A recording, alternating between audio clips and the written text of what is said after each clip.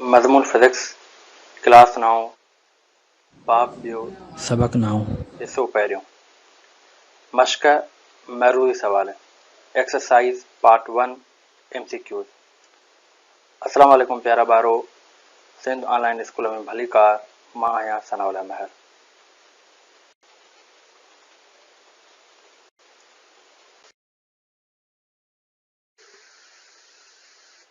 अॼु जे वीडियो में जेके शइ असां कवर कंदासीं उहो असांजो को टॉपिक कान्हे को, जीअं त तव्हांखे ख़बर आहे त असांजो चैप्टर कंप्लीट थी चुको आहे।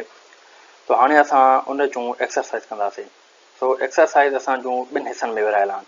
हिकिड़ो आहे सेक्शन ए, जंहिंमें आहे मल्टीपल चॉइस क्वेश्चन्स, ऐं उन खां बाद में हिकिड़ो वरी हिसो ॿियो आहे जेके आहिनि स्ट्रक्चर्स क्वेश्चन्स। ठीकु आहे। हाणे सेक्शन ए जेको आहे उन में असां वटि जेके मल्टीपल चॉइस क्वेश्चन्स आहिनि उहे क्वेश्चन कहिड़े हिसाब सां थींदा आहिनि। उन्हनि में ईअं हूंदो आहे त असांखे जेका हिकिड़ी स्टेटमेंट मिलियल हूंदी आहे, उन खां बाद में उन स्टेटमेंट जे हेठां असांखे कुझु ऑप्शन मिलियल हूंदा आहिनि।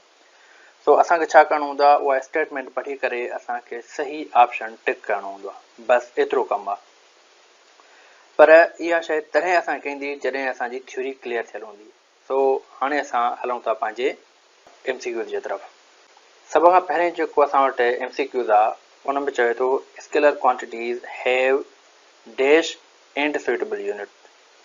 हाणे चए थो जेके स्केलर क्वांटिटीज़ आहिनि उन्हनि खे छा हूंदो आहे ऐं सुइटेबल यूनिट हूंदो आहे। माना हिते हे जेको ख़ाल आहे इन ख़ाल में कहिड़ी शइ पवंदी। चए थो मैग्नीट्यूड हूंदो आहे ऐं सुइटेबल यूनिट हूंदो आहे, या डायरेक्शन हूंदी आहे ऐं सुइटेबल यूनिट हूंदो आहे, या ॿ ई हूंदा आहिनि, मैग्नीट्यूड ऐं डायरेक्शन हूंदी आहे ऐं उन सां गॾो गॾु सुइटेबल यूनिट बि हूंदो आहे।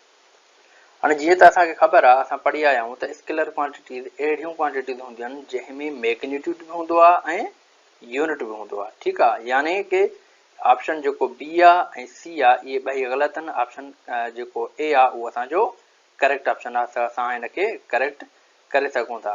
ठीकु आहे। तो असां छा चवंदासीं, जेको ऑप्शन ए आहे उहो असांजो करेक्ट आहे। ठीकु आहे। तो अहिड़े नमूने सां असां हाणे हलूं था जेको आहे क्वेश्चन ॿिए ते। तो क्वेश्चन ॿिए में असांखे चवे थो vector quantities have along with magnitude and units. हाणे इन में चवे थो त जेके वेक्टर क्वांटिटियूं आहिनि उहे छा सां गॾु हूंदियूं आहिनि। माना हिकु त मैग्नीट्यूड ऐं यूनिट बि हूंदा आहिनि उन में। हाणे हिन ख़ाल में असांखे हिननि टिनी मां का हिकिड़ी शइ जेको आहे त विझणी आहे। चए थो मैग्नीट्यूड सां गॾो गॾु मैग्नीट्यूड ऐं यूनिट बि हूंदो आहे, या डायरेक्शन सां गॾो गॾु मैग्नीट्यूड ऐं यूनिट बि हूंदो आहे, या मैग्नीट्यूड ऐं डायरेक्शन ॿिन्ही सां गॾो गॾु मैग्नीट्यूड ऐं यूनिट हूंदो आहे।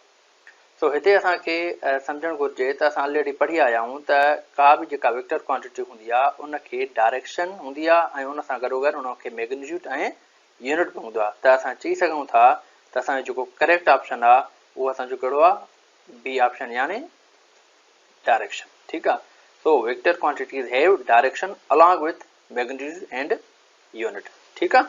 हाणे उन खां बाद में टे सवाल ते था हलूं। त टे सवाल ते चवे थो which one is vector quantity. हेठियनि मां तरफ़ी मिक़दार कहिड़ो आहे, यानी वेक्टर क्वांटिटी कहिड़ी आहे।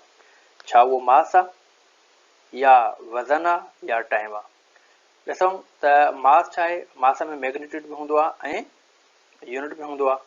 उनखां पोइ टाइम में मैग्नीट्यूड बि हूंदो आहे, यूनिट बि हूंदो आहे। ऐं वेट जी जेकॾहिं ॻाल्हि कयूं त वेट खे तरफ़ बि हूंदो आहे। तरफ़ कहिड़ो वेट आहे छा, उहो ऑलरेडी असां थोरो डिस्कस करे आया हुआसीं जेको आहे थ्योरी वारे लेक्चर्स में।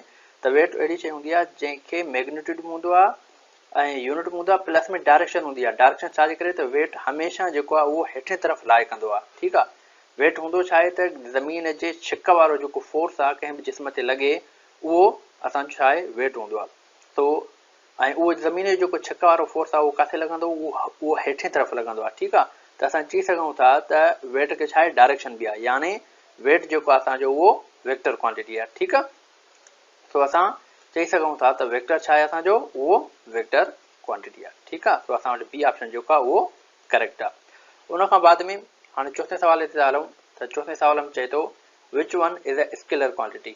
हाणे हिन में वरी चवे थो त स्केलर क्वांटिटी कहिड़ी आहे, यानी टाइम, फोर्स, वेलासिटी।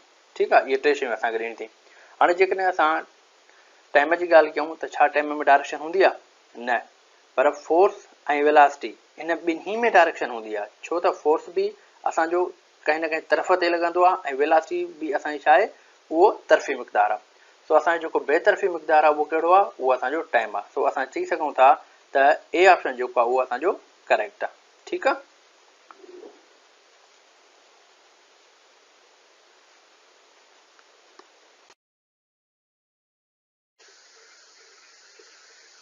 हाणे उन खां बाद में हाणे असां हलूं था 5 सवाल ते। त 5 सवाल में चए थो डिस्टेंस इज़ अ क्वांटिटी।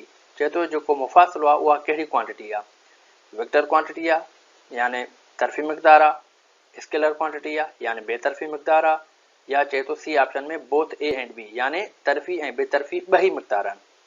सो हाणे डिस्टेंस छा आहे। डिस्टेंस असां पढ़ियोसीं त ॿिनि पॉइंटनि जे विच वारो मुफ़ासिलो जंहिंमें असां डायरेक्शन मेंशन न कयूं। ठीकु आहे। त जॾहिं असां डायरेक्शन मेंशन नथा कयूं त असां वटि छा थींदो, इहो असां वटि थींदो बेतरफ़ी मिक़दार, यानी असां चई सघूं था त distance is a scalar quantity. ठीकु आहे, यानी बी ऑप्शन असांजो सही आहे। उन खां बाद में हाणे असां हलूं था 6 सवाल ते। त 6 सवाल में चए थो what is SI unit of acceleration, यानी एक्सेलेरेशन जो जेको एसआई यूनिट आहे उहो छा आहे। ठीकु आहे। त ऑलरेडी असां पढ़ी आया आहियूं त पहिरियों डिस्टेंस जो यूनिट कढियोसीं, उन खां पोइ वरी स्पीड ऐं वेलासिटी जो गॾु हुयो। उन खां पोइ वरी वेलासिटी जॾहिं चेंज थींदी आहे त असांजी छा आहे एक्सेलेरेशन ठहंदी आहे। ठीकु आहे।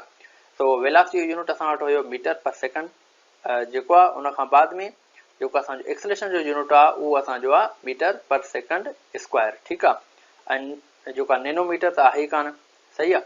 सो असां वटि जेको ऑप्शन बी आहे उहो असांजो करेक्ट ऑप्शन आहे। ठीकु आहे। त असां हिन खे टिक करे सघूं था त एसआई यूनिट कंहिंजो एक्सेलेरेशन जो आहे उहो आहे मीटर पर सेकंड स्क्वायर। ठीकु आहे। सो अहिड़े नमूने सां हाणे असां हलूं था वरी सवाल नंबर 7 ते। सो सवाल नंबर 7 में उहा ई ॻाल्हि थो करे, चए थो what is a SI unit of velocity. ठीकु आहे। त वेलासिटी जो जेको आहे उहो एसआई यूनिट छा थींदो आहे। तो एसआई यूनिट छा हूंदा आहिनि, उहो हूंदो आहे इंटरनेशनल सिस्टम ऑफ यूनिट। ठीकु आहे। माना जंहिंखे पूरे दुनिया में जंहिं यूनिट सां मापियो वञे। तो अहिड़े नमूने सां असां एसआई यूनिट जी जेकॾहिं ॻाल्हि कयूं त हुन में असांखे ऑप्शन ॾे थो, चए थो न्यूटन इंटू मीटर या मीटर पर सेकंड, उन खां पोइ या चवे थो असां वटि मीटर पर सेकंड स्क्वायर। ठीकु आहे। सो असां पढ़ियोसीं, हाणे असां ॾिठोसीं त हीउ जेको मीटर पर सेकंड स्क्वायर आहे उहो आहे एक्सेलेरेशन जो। त न्यूटन ऑलरेडी फोर्स हूंदो आहे। ठीकु आहे। त हाणे बाक़ी असां वटि कहिड़ो बचो ऑप्शन बचो बी। त असां चई सघूं था त जेको मीटर पर सेकंड आहे उहो असांजो जेको आहे वेलासिटी जो यूनिट आहे। ठीकु आहे। उन खां पोइ असां वटि जेको हाणे सवाल ॾे थो उहो असां वटि लास्ट सवाल आहे। ठीकु आहे। यानी टोटल असां वटि 8 MCQs आहिनि हिन सेक्शन में। उन खां पोइ वरी असां वटि अॻिते न्यूमेरिकल थींदा। सो लास्ट में असां वटि जेको सवाल आहे उन में चवे थो त distance shortest distance between 2 points is called. हाणे चए थो ॿिनि पॉइंटनि जे विच में जेको शॉर्टेस्ट डिस्टेंस हूंदो आहे उनखे असां छा चवंदा आहियूं। ठीकु आहे।